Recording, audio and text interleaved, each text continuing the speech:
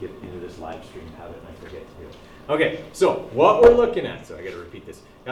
The change in velocity of a vehicle measured over time is acceleration. That's the definition of acceleration. Any change in velocity over time. Okay, how can we calculate that? Well, if we look at a graph of velocity versus time that is a single linear function, okay, that single linear function has a slope. Okay, that slope tells us the rate at which velocity changes as a function of time. In other words, it tells us acceleration. All right, so that's what we're looking at here. Okay, we can calculate acceleration from this graph by solving for this. Okay, all right. So when we go back, okay, to our hypothesis, that's going to be something we're going to put in there. It's actually not going to look like this. We're going to change it slightly. All right, so looking at the design here, we're not actually running this lab. Okay, I'm just giving you the data because, well, as much as I would love to just go to a drag strip and bag on a bunch of really hot cars, we can't do that. So I'm going to give you the data, and you can just imagine that we got to go to a drag strip and bag on a bunch of hot cars. Okay, so what we're going to look at here is we're going to be looking at this graph. Okay, and as we said, with any graph, our manipulated variable always goes on which axis? The x-axis. The x-axis. Our manipulated variable is always on the x-axis because we want to see the effect of it on the y-axis. So if nothing happens, then x had no effect on y if it's flat. Okay? If it goes up slanted, then we know that x had an increasing effect on y if it goes down opposite. Okay? Everybody follow me there? So all graphs work that way. That should help you out with the variables, at least two of them. Okay? So that's what we're looking at there. Okay? Remember, a little bit of an explanation here. This is how the lab would have worked if we were actually able to do it. So we would go to the drag strip, and we have these hot cars.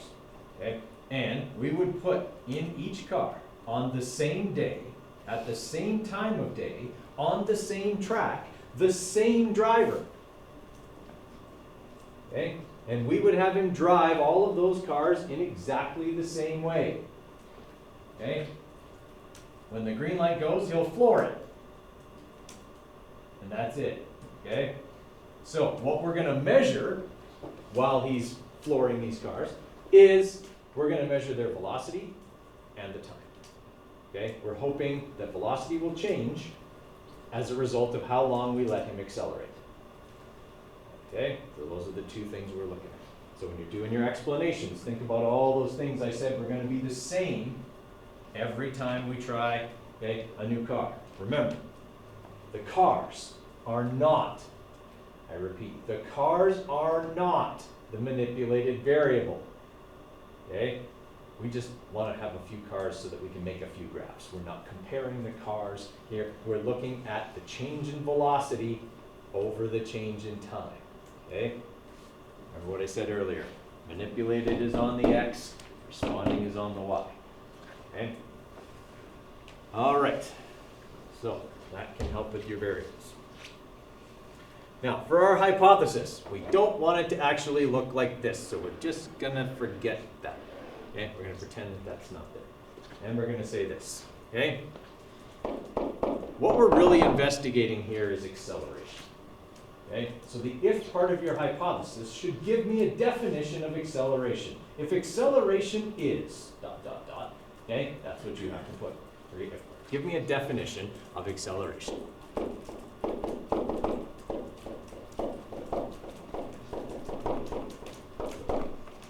Okay, what is acceleration? Okay, the and part is simply going to be that several cars will have their velocity and time measured as they go down a straight track or something along those lines. We're not actually running the experiments, it doesn't really matter. Okay, we just want to describe it. We're really just looking at velocity and time. Okay. Then, and here's the nice part, I've already given you the answer to the then part several times today. How will you calculate acceleration from your velocity versus time graphs?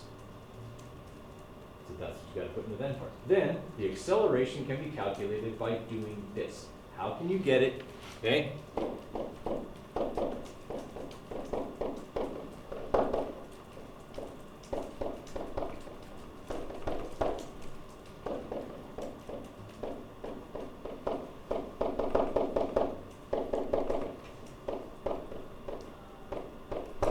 How would you calculate acceleration or velocity versus time? All right, so the procedure is going to go as follows. You have all of this data down here at the bottom. Okay? You're going to build for me 5 velocity versus time graphs. Okay? We are not going to put all of these cars on the same graph. The data just doesn't work the way that we have it. Okay? So you're going to build 5 different graphs, but here's the nice thing. I'm going to show you this in a minute. I'm going to show you how to save yourself some work when you build those graphs. Okay? So you're going to build 5 graphs, and you're going to get the line on each graph. You're going to get the equation for each graph, because obviously you're going to need that, and that's it. That's your procedure. Build 5 velocity versus time graphs. Okay? You choose which 5 cars you want to graph. Okay? Whichever 5 strike your fancy. If you know nothing about cars, pick them at random. It really doesn't matter. Okay? There are 1 or 2 that are missing data. Okay? That's fine. Just delete that data. Okay, that data set, and I'll show you how to do that when I do the graph. I'll pick one that has some data missing. Okay, so that's all you have to do for the procedure. Build 5 graphs. Okay, then for your analysis, you're going to be filling in this chart. Okay, so you have this chart, okay, in your lab report. All right, so there's space for 5 cars. Okay, and what I want you to show is what's the slope for each car. And what are the units? Okay, so make sure you replace units here with the actual units for acceleration. Spoiler alert, I just gave away the answer there by mistake. Okay. Also, put what B is for each car and the units that B would have. Remembering that B is on the y-axis and would share the same units. Okay. Then I need you to rank them from fastest to slowest. Okay, that's pretty easy. Okay, you just have to look at one of those numbers that you've just written down and tell me which one's the fastest and which one's the slowest, and then order them from there. Okay, last thing is you're going to have to calculate the displacement that each car would cover in reaching 45 meters per second. Now, have we done a bunch of examples of calculating displacement from a velocity time graph? A whole bunch, but I'm going to quickly review, okay, what that's going to look like for you. All right, so there's going to be like 0 excuses for not being able to do this. All right, so let's say that I've got a velocity versus time graph that looks like this. Do I have a better one? No, I don't. Okay, so I've got this graph. Now, we know that to calculate displacement, okay, we need to take the average velocity and multiply it by time. Okay. Since this object is accelerating, its average velocity is somewhere in the middle of the change in velocity. Okay, in fact, it's exactly in the middle. So that means I'm going to have 2 shapes that I will need to calculate the area of. I want to figure out the displacement of the car in reaching 45 meters per second. I didn't draw that exactly where 45 is, but okay. So when y is 45, okay, I want to figure out what the displacement will be. Okay, everyone all right with that? Okay. So in knowing that, okay, I can use my equation y equals mx plus b to get the other numbers that I need. Okay. Obviously, if I'm going to find the area of this triangle, I need to know the height of this triangle, which will be 45 minus what? What value is right here on the graph? What part of that is right here? B. B, thank you. Isn't this the y-intercept? Right here, B is the y-intercept. In other words, it's the initial velocity of the cars. Okay, so this is B. Okay, if I want to know the height of the triangle, it's basically 45 minus B. Wow, Coder is being really nice to you right now. Okay, the other thing I need to know is the base, okay, of this triangle. That's not given to me. I will have to calculate that. That means I'll have to solve for x when y is 45. do not use the values from the chart, okay? Because if you look at this chart, okay, 45 meters per second is one of the values, and there are times for that. The problem is those points aren't where? They're not on the line, okay? They could be well above it or well below it, probably well below it, okay? Which means if you use that point, you are not calculating the area under the line, okay? Look at where my line is. Here's the line, okay? Look at where that point is. Okay? If I use that point, I'm not calculating the area under this line, I'm calculating the area under this one instead. And that's different. It's not the same thing. Okay? Everybody follow there. Okay? That's a longer x and a lower y. Okay? It's not what we want. Everyone follow? Okay. So you're going to have to solve for x so that you'll know the base of both your triangle and the rectangle underneath it. Okay, so we don't just have a triangle here, okay? We also have the rectangle underneath, and we need to have the total area under the line. Okay, so again, okay, those are your two shapes. Okay, you'll need to know the height of the rectangle as well. Is that somewhere where we can read it? Okay, all right, so that's the stuff you're going to have to do in terms of analysis. Okay. All your analysis asks you to do is to fill in that chart. Okay, sorry, go back to here. Okay, so your analysis says make this chart and then fill this part in. Okay, so all you have to do for number 2, okay, from your data, the slopes, okay, which of the cars you chose accelerated the fastest? Just write the name in here. Ferrari, Mustang, Corolla, probably not. Okay, but whatever. Okay, write the name of the car that accelerated the fastest. Then for number 3, you're doing what I just showed you, which is calculate the displacement of each car in reaching 45. I want to see your work. Okay, show me your work for each one of those calculations. On paper? You can do it on paper and then take a picture of it, okay, and put it in. That's fine. It's probably easiest that way. Okay, just make sure, guys, that you actually insert the picture into the Google Doc. Having 5 separate files for me to look at is a pain in the neck for marking. Okay, so if you can take the extra time to actually put them in the Google Doc, it would save me a lot of time, and I have to mark a lot of these. Okay. All right. Questions on that? All right. Then you got your conclusion. Okay. So were you able to calculate acceleration in the way that you said you were going to in your hypothesis? So again, copy paste your hypothesis. Were you able to do that? Accept, reject. There's no sources of error because we didn't run the experiment. So there aren't any sources of error, so you don't have to come up with any this time. All right, that'll save you a little bit of time as well. All right, let's have a look at how we're going to build this graph. Okay, so what you're going to have to do, I'm just going to go into my student account here. Okay, so I'm doing this just like you guys are. Hopefully I can remember my password. Okay, so if I'm in here and I'm opening up need for speed activity, okay, so I'm going to click on, I'm going to be in this screen right here, okay, and I'm going to click on add or create here, because I need to put in a spreadsheet, okay, I need a spreadsheet to do all my graphs with, so I'm just going to click add or create sheets, okay, when you do that, you'll put one in that has your name, okay, and all of that, okay, so it'll look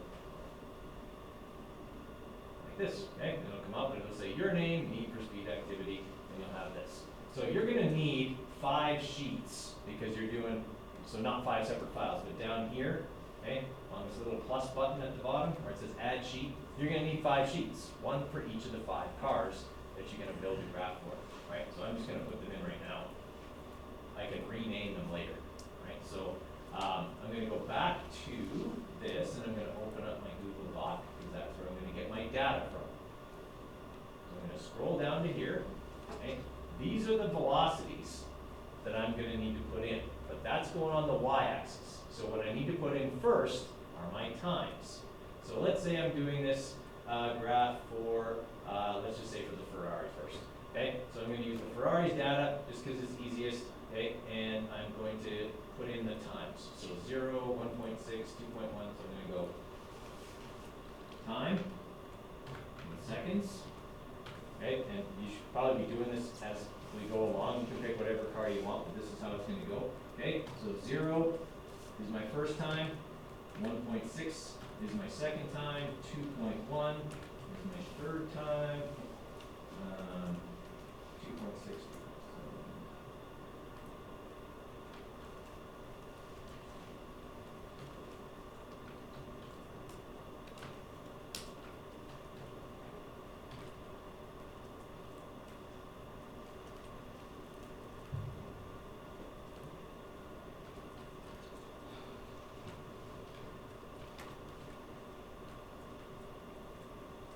Okay, so now I've got all the times in for the Ferrari.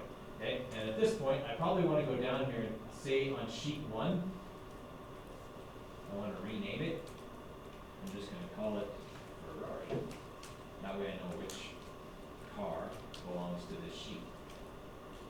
Oh no.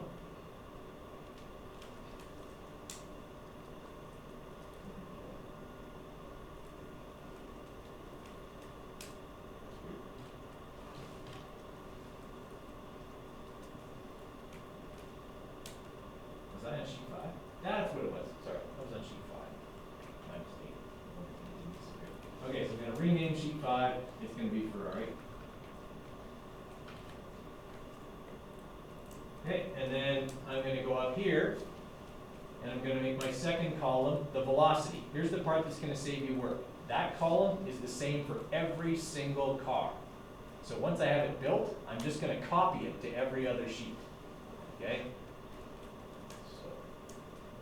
Velocity in meters per second. Okay, and we've got 0, 13, 15.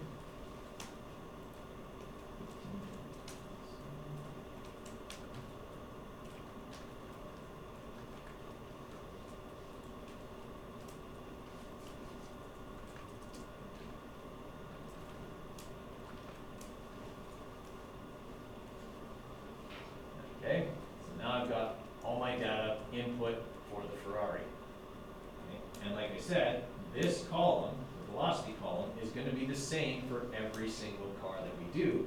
So all I'm going to do right now is I'm going to copy that column, and I'm going to go back to all my other sheets and paste it in.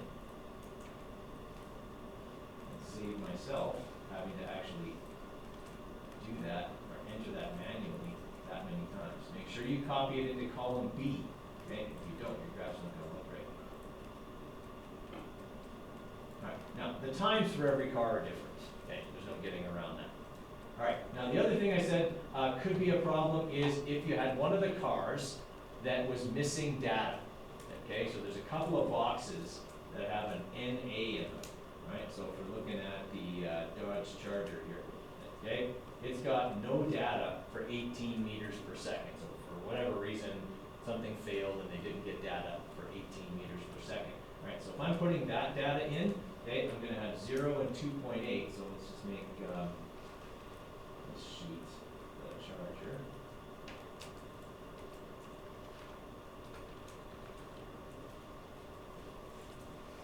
This is time, seconds. Okay, so obviously 0, and then 2.8, and then I have my missing data. Okay, so 2.8 seconds, and then I have no data for this row. Since I have no data for this row, I'm going to right-click on that row and delete it. Okay, I just don't have any data for that row, so I don't want to have an 18 for the Y and nothing for the X. It confuses Google Sheets. It doesn't like that. So I'm just going to delete that row, and I'll fill in the rest of the data. Okay? Easy peasy? All right. Don't forget how to build the graph. So I'll quickly walk through that with my Ferrari data since it's already put in there. Okay? When I want to build my graph, okay, I am simply going to highlight all of my data, insert, chart. Okay? Just like we did with the position versus time graph. Right? It doesn't pick the right kind. I want what kind of graph? Scatter, right? So I click here and I scroll down to scatter. Right? And I get that, okay? And then I'm gonna go to customize and fix all this stuff. So like chart axis and titles, I don't want the title to be that. I want the title to be Ferrari. Not Ferraro, Ferrari. Okay. And then I'm going to scroll down to series. I can leave my points the way they are, or I can make them different colors for each car on each graph. That's up to you. I want the trend line to go in there, so I check the box for trend line. And I want it to be linear, which it did. And then I want the label to be the equation. Use equation. Done. You're going to have 5 graphs like that. Okay, so once I've got that built, I'm going to close the chart editor, click on my graph, click on the 3 dots. Okay, I'm going to copy that chart. I'm going to go back to my lab, okay, and I'm going to insert it right here where it says insert graphs below. Done. There's 1 graph, 2, 3, 4, 5. Okay. Any questions on what we're doing?